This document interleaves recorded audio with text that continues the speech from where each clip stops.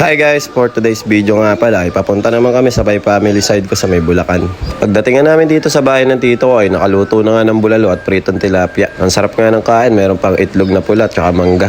Gutom na gutom nga kami nung araw na yan. Kasi yung araw na yan guys, yan yung nagpa-meet and greet kami sa may MOA. Tapos dumiretso naman kami dito sa may Bulacan. Hinatid nga rin pala kami ni Daddy dito sa may Bulacan. Tapos kasama rin si Tita Glo nila. At eto, kinabukasan na nga pala. Pagkagising nga namin, ito yung ulam namin guys. Tuyo, may itlog na pula, chicharon at saka lumpiang Shanghai. Iba talaga kapag nasa Pinas ka, no? Ang sarap pag-almusal kasi ang sarap ng mga pagkain.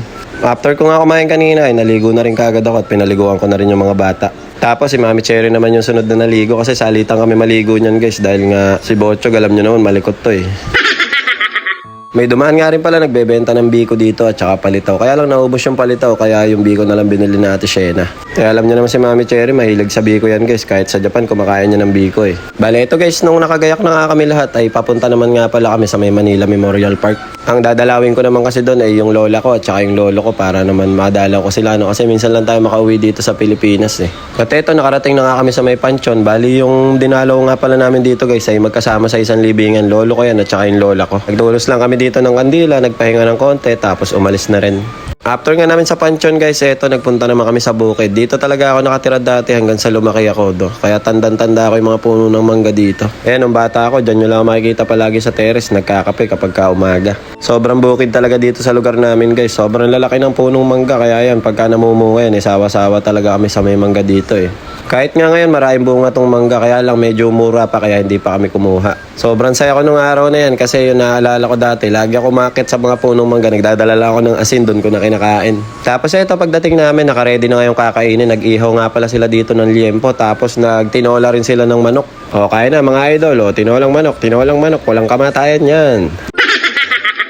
Ang saya talaga kapag kasama mo yung pamilya mo tapos sabay-sabay kayong kumakain tapos nakakamay pa Ganito talaga dito sa bukid mas masarap naman talaga kumain ng nakakamay kaysa nakakutsara.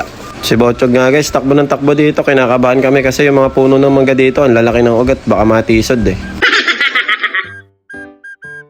Nagkita-kita na rin yung mga magpipinsan dito sa Bulacan kaya yan, tuwan-tuwa kami kahit masikip yung bahay namin dyan, nagsiksikan lang kami.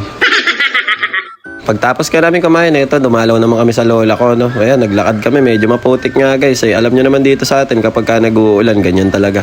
Pagpasok nga namin sa bahay ng lola ko, hindi nga ako nakilala eh. Sabi ng lola ko, ikaw na ba Ayan, kadami mo naman kang anak. Pinagmerienda na nga rin pala kami dito. Meron kasi ditong bibingka at saka pinagtimpla na rin ako ng kape. Dati kasi guys, pagka walang kape sa bahay namin, dito ako tumatakbo sa lola ko. Dito ako nagkakape sa kanila at nagmimerienda eh.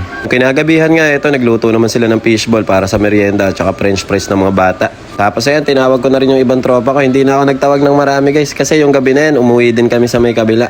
Nakakahiya naman kasi kung magtatawag pa ako ng tropa tas iiwanan ko lang din. Bali yung lugar nga pala namin sa Bulacan guys ay sa Halang na malapit sa Bagong Silang. Tapos yung kapatid naman ni mama, yung tito ko, tiga Kabiyawan yan. Doon kami tumutuloy sa kanila kasi doon may aircon, hindi mainitan yung mga bata. At eto na nga guys, next day na yan. Kinabukasan, sinundo naman kami ng asawa ng utol ko. Para naman makapag-banding sila magpipinsan minsan kasi magpipinsan buo yan eh. Tapos eto yung tatay na Ate Joyce yan. Salamat kay tatay, sinundo pa kami sa bahay. Pagdating dito yan si Seichi, nanghiram nga kagad ng bike dito sa may pinsan niya. Buti na nga lang, maraming laruan to si Matmat, marami silang libangan dito. Ang sarap nga ng mga pagkain dito guys, ito yung pinaulam sa amin, nilagang baka at saka yung halo-halong seafood. Sakto naman dumating na yung ate ko at saka si Bayaw, ayan, dito na sila dumalaw kasi gusto nila makita yung mga bata. Bago kumain, nagpicture-picture muna kami kasi matagal na naman ang kasunod na ito, baka 5 years na naman bago kami makauwi. Sayang nga, wala yung utol ko dito, siya na lang yung kulang dito sa magkakapatid. Siya nga pala sa mga hindi nakakaalam guys, training nga pala yung utol ko dyan sa Japan. Tapos eto namang ate ko, nagpahinga muna kaya nandito siya sa Pilipinas. Tapos naman kumain, pumunta kami dito sa may taas kasi malaki din yung kwarto nila dito sa taas at meron din TV. Bale ito guys, sumakay nga kami ng tricycle at papunta naman kami ngayon sa may SM Pulilan.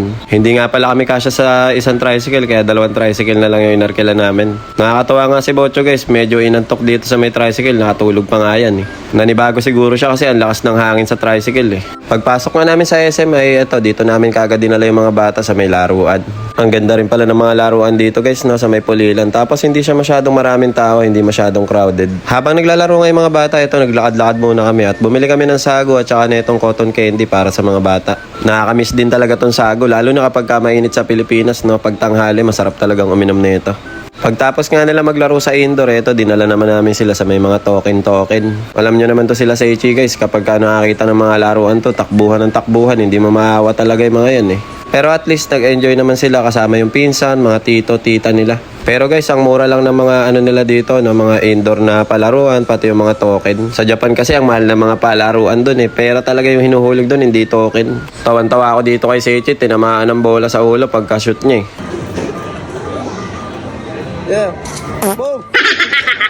Nahiya nga ata si Bochog sa kanin sa Pinas guys. So 1 linggo pa lang ang taba na kagad. At eto, pagkatapos ka namin maglaro pinakain muna yung mga bata ng Jollibee. Tapos may nakita kaming bata sa labas, tinawag ko kasi humingi ng barya. Sabi ko, wala akong barya, kumain ka na lang. De, biro lang guys, pinsan ko yan, si John Maynard Buleg.